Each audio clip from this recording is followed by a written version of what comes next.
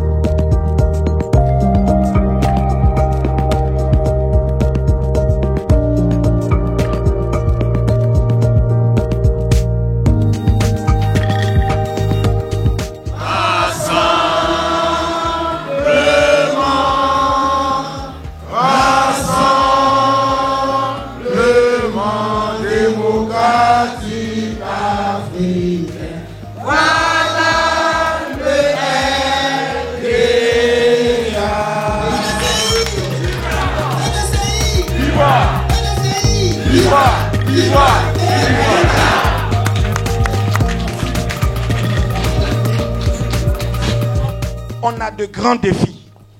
Je pense que l'honorable va en parler. L'identification qui est la priorité aujourd'hui du président.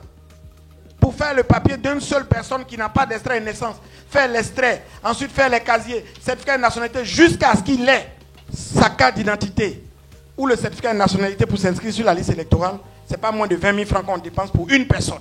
Ça veut dire que là où vous devez faire des sacrifices, vous faites les sacrifices pour que les responsables, le peu de moyens qu'ils ont, ils puissent vous aider.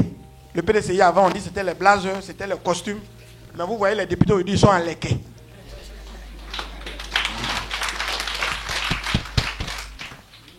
Acceptons de marcher, acceptons de souffrir. C'est lui qui va en parler. Acceptons de se promener de campement en campement. Quand on vous dira il faut faire les papiers.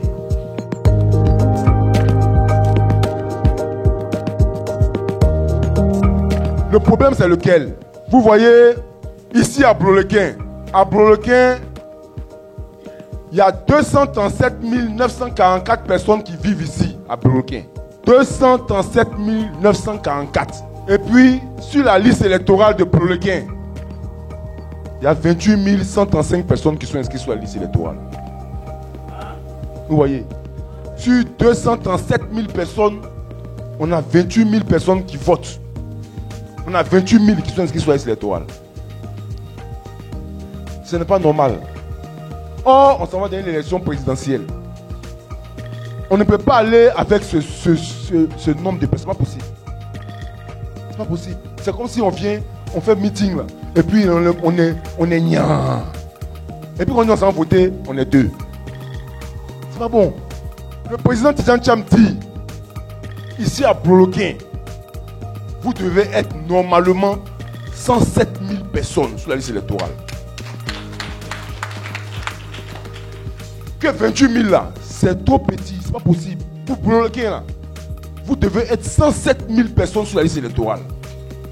Donc, je suis venu vous voir, vous parler, vous dire que la mission que le président Tidjane Thiam nous a donnée, c'est d'atteindre les 107 000 personnes.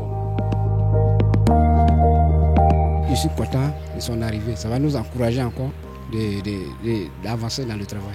L'appel que je dois lancer, C'est pour dire à tous mes militants, tous mes collègues, tous mes amis du PDCI de venir, on va travailler.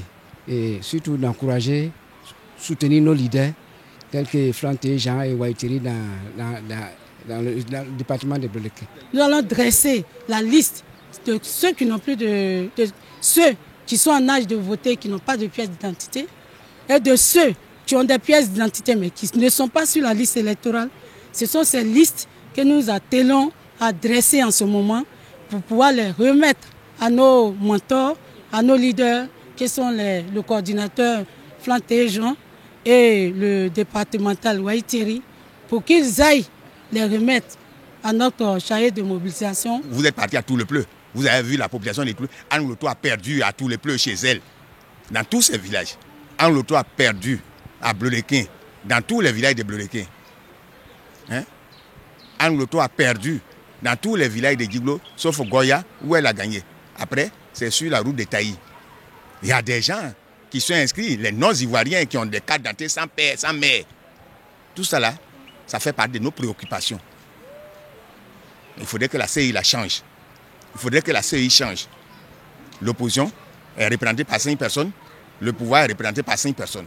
Comme ça, ça peut marcher. Sinon, nous ne pouvons pas supporter ça. Nous sommes des planteurs. Le peu d'argent que nous avons, on investit ça dans les campagnes. Les gens veulent bien nous voter. Un petit village où il y a comment dirais-je, 300 votants, et on regarde sur les listes, ils sont au moins 3000 votants. D'où viennent ces 3000 votants? Alors que dans le village même, il y a 300 votants. Et puis on nous gagne. Pourquoi? C'est pour ça que j'ai demandé à Diaoufoué de faire tout possible pour que la CEI change. Il faut que la CEI change. Le RDL, là, ils n'ont qu'à changer la CEI. C'est notre préoccupation. C'est ça qui nous intéresse. La CEI change, nous allons partir aux élections paisiblement. Celui qui a gagné, il a gagné. Celui qui a perdu, il a perdu. Je remercie d'abord au président du parti qui a permis à son collaborateur, le secrétaire exécutif en charge de la mobilisation, de venir entretenir le personnel politique dans tout l'ouest montagneux en général et aujourd'hui en particulier à Bleulequin. Je voudrais donc dire merci au président. Je pense qu'aujourd'hui, il nous a donné une ligne de conduite, il nous a donné une vision que nous allons essayer de suivre. Nous allons essayer de suivre pour que le résultat attendu, qui est de le porter à la tête de ce pays, puisse se réaliser.